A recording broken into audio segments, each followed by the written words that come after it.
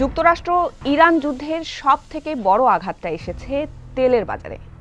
বিশ্বজুড়ে তেলের তীব্র সংকট দেখা দিয়েছে ঠিকই, কিন্তু এই যুদ্ধের সুযোগটাকে কাজে লাগিয়ে নিজেদের আখের গুছিয়ে নিচ্ছে বিশ্বের বড় বড় তেল ও গ্যাস কোম্পানিগুলো।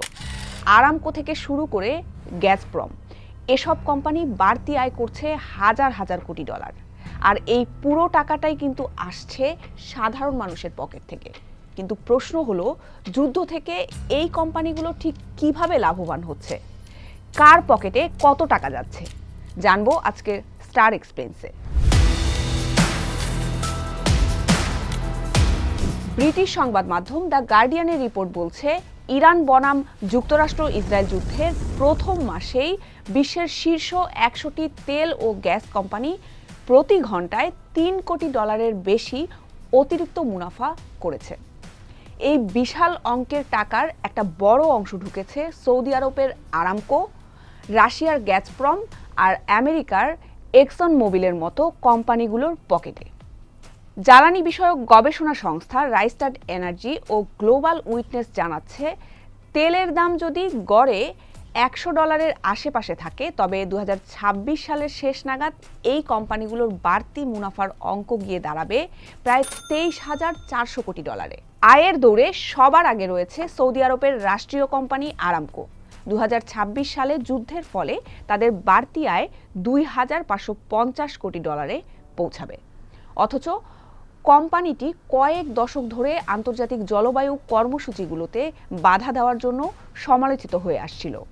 এর পরেই রয়েছে রাশিয়ার 3 কোম্পানি, গ্যাসপ্রম, রজনেফট ও লুকোয়েল। এই 3টি রুশ কোম্পানি বছরের শেষ নাগাদ প্রায় $2,390 কোটি বাড়তি মুনাফা করবে। ইউক্রেন যুদ্ধের জন্য পুতিনের জন্য এই অর্থ বড় জ্বালানি হিসেবে কাজ করছে। যুদ্ধ শুরুর মাসে অর্থাৎ মার্চ মাসেই রাশিয়া তেল রপ্তানি থেকে প্রতিদিন $84 কোটি আয় করেছে, যা আগের মাসের তুলনায় 50% বেশি। অন্যদিকে খুব বেশি দূর পিছিয়ে নেই যুক্তরাষ্ট্রের তেল কোম্পানিগুলো। পরিবেশ ও জলবায়ু নিয়ে প্রশ্নের মুখে থাকা যুক্তরাষ্ট্রের তেল ও গ্যাস কোম্পানি এক্সন মোবিল এবছর $1,100 কোটি এবং সেভরন $920 কোটি মুনাফা করবে জানা যাচ্ছে। গার্ডিয়ানের প্রতিবেদন বলছে, এই বিশাল অঙ্কের মুনাফা মূলত সাধারণ মানুষের পকেট থেকে আসছে। যাতায়াত, গৃহস্থালির জন্য জ্বালানি, বিদ্যুৎ বিল সহ ব্যবসার কাজে চড়া মূল্য দিতে হচ্ছে সাধারণ মানুষকে। কিন্তু আয় বাড়ছে বড় বড় তেল কোম্পানিগুলোর। আন্তর্জাতিক জ্বালানি সংস্থার প্রধান ফাতিহ বিরল বর্তমান পরিস্থিতিকে বৈশ্বিক জ্বালানি বাজারের ইতিহাসে সবচেয়ে বড় ধাক্কা হিসেবে বর্ণনা করেছেন।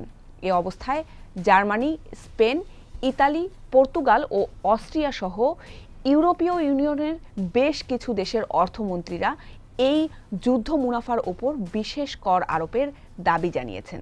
জলবায়ু বিষয়ক গবেষণা প্রতিষ্ঠান E3G এর জ্বালানি রূপান্তর কর্মসূচির প্রধান মারিয়া পাস্তুখোভা বলেন, যতক্ষণ পর্যন্ত বাড়িঘর, পরিবহন ও শিল্প খাত তেল ও গ্যাসের উপর নির্ভরশীল থাকবে, ততক্ষণ পর্যন্ত আমদানিকারী দেশগুলো সংঘাত ও অস্থিরতার কারণে সৃষ্ট বৈশ্বিক মূল্য ধাক্কার ঝুঁকিতে থাকবে।